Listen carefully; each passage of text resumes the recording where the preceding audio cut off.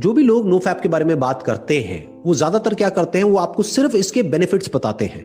No doubt इसके benefits हैं, but आपको ये भी समझना है कि इसके नुकसान क्या है। लाइफ में हर चीज का प्लस भी होता है और माइनस भी होता है, प्रोज भी होते हैं, कॉन्स भी होते हैं। कोई भी आप दवाई खाते हो तो उसका बेनिफिट भी होता है और नुकसान भी होता है। तो डॉक्टर को समझना होता है कि इस दवाई का फायदा ज्यादा है या नुकसान ज्यादा है इस कंडीशन में, as per the condition of the patient.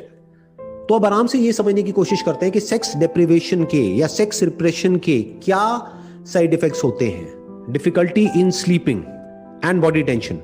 इसके पीछे जो लॉजिक है वो बहुत ही सिंपल है।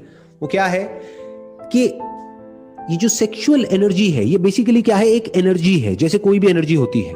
तो जब एनर्जी जरूरत से ज्यादा बढ़ जाती है तो हम एक्साइटेड होने लग जाते हैं और एंशियस होने लग जाते हैं, और जब एनर्जी कम हो जाती है तो हम लेजी हो जाते हैं। तो ना एनर्जी का बहुत ज्यादा होना अच्छा है, ना बहुत कम होना अच्छा है। फिर चाहे वो सेक्सुअल एनर्जी हो या एनर्जी जो हमको खाने से मिलती है, पीने से मिलती है या सनलाइट से मिलती है, वो एनर्जी हो। ना एनर्जी ज्यादा अच्छी है ना कम अच्छी है। और इसके कुछ इमोशनल साइंस भी हैं, जैसे कि anxiety, lack of clarity and confusion in life, in thinking. और इसका एक बहुत बड़ा साइड इफेक्ट क्या है कि जब भी आप अपने आप को सेक्स करने से या मैस्टरबेट करने से रोकते हो तो आपको अपने आप को कुछ ना कुछ ऐसा बोलना पड़ेगा कि जिससे कि आप अपनी विल पावर को यूज करके अपने आप को रोक सको। और जब ऐसा कुछ आप बोलते हो तो there is a strong possibility कि आपके अंदर नेगेटिव फीलिंग्स और नेगेटिव इमोशंस आने लग जाएंगे सेक्स की तरफ। फिर उसके बाद में जब आप किसी रिलेशनशिप में जाओगे तो आपके लिए प्रॉब्लम भी हो सकती है। और एक सबसे बड़ा और सबसे गंदा जो इसका साइड इफेक्ट होता है वो होता है feelings of guilt and Shem. यानी कि क्या कि जब आपके दिमाग में ये बैठ जाएगा कि ये करना गलत है, उसके बाद भी आपके अंदर ये डिजायर्स उठेंगे। अरे डिजायर्स को कैसे रोकोगे, इन थॉट्स को कैसे रोकोगे? जब भी ये डिजायर्स उठेंगे, जब भी ये थॉट्स उठेंगे तो आपको क्या लगेगा कि मैं कुछ बहुत ही गलत कर रहा हूं। तो जब वो थॉट्स आएंगे और जब वो डिजायर्स आपके ऊपर हावी हो जाएंगे और जब आप बार बार कोशिश करने के बाद भी फेल होगे, फेल मतलब क्या कि यानी कि आप मैस्टरबेट करोगे या सेक्स करोगे तो उसके बाद में आपके अंदर एक गिल्ट आएगा, and this will create stress and that can lead to anxiety and even depression for that matter. अगर आप किसी रिलीजियस या स्पिरिचुअल ऑर्गेनाइजेशन के साथ में जुड़े हुए हैं और जो आपकी ऑर्गेनाइजेशन है वहां पर जो भी प्रैक्टिसेस होती हैं, अगर उसकी वजह से आप सेक्स या मैस्टरबेशन नहीं कर रहे हैं तो दैट्स एब्सोल्युटली फाइन, क्योंकि ये आपकी मर्जी है, आपकी लाइफ है, आप जो चाहे जैसे चाहे वैसे जी सकते हैं।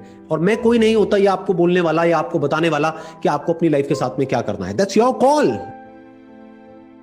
कुछ भी करने से पहले आपको अपने आप से एक क्वेश्चन पूछना है कि जो भी मैं कर रहा हूं वो कर क्यों रहा हूं, मेरी लाइफ का पर्पस क्या है, मेरा गोल क्या है जो मैं अपनी लाइफ में अचीव करना चाहता हूं अगले 5 साल में या 10 साल में। अपने आप से पूछो।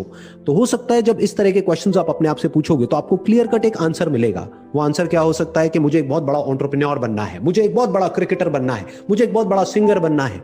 अब अपने आप से एक क्वेश्चन पूछो कि जो भी आपके आइडल हैं, यानी कि ऑलरेडी जो बहुत बड़े एंटरप्रेन्योर्स हैं, बहुत बड़े क्रिकेटर्स हैं, बहुत बड़े सिंगर्स हैं, क्या वो पूरी तरह से सेक्स को छोड़ करके, मैस्टरबेशन को छोड़ करके वहां तक पहुंचे हैं? अपने आप से एक क्वेश्चन पूछो। इनफैक्ट बहुत सारे ऐसे भी लोग हैं जिन्होंने ओपनली बात किया है अपनी सेक्स लाइफ के बारे में। तो सेक्स का और सक्सेस का कोई डायरेक्ट कनेक्शन नहीं है आपस में। इनडायरेक्टली तो किसी भी चीज को हम किसी से भी जोड़ सकते हैं, but there is no direct connection.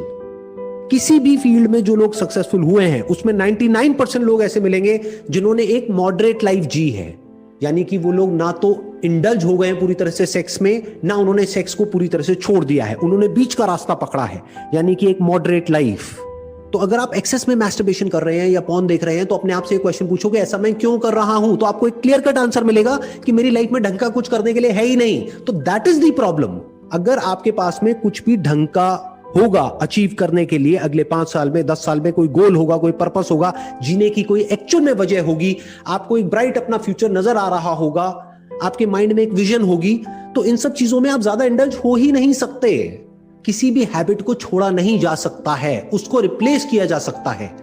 तो अगर आपकी ये हैबिट पड़ गई है पॉर्न देखने की या मैस्टरबेट करने की, तो इस हैबिट को छोड़ने का कोई तरीका नहीं है। एक नई हैबिट बना लो तो धीरे धीरे ये वाली जो हैबिट है अपने आप ही कम होने लग जाएगी और दूसरी हैबिट टेक ओवर कर लेगी और आपकी लाइफ एक अलग डायरेक्शन में चली जाएगी। ये तरीका होता है अपने आप को बदलने का या किसी भी हैबिट को बदलने का।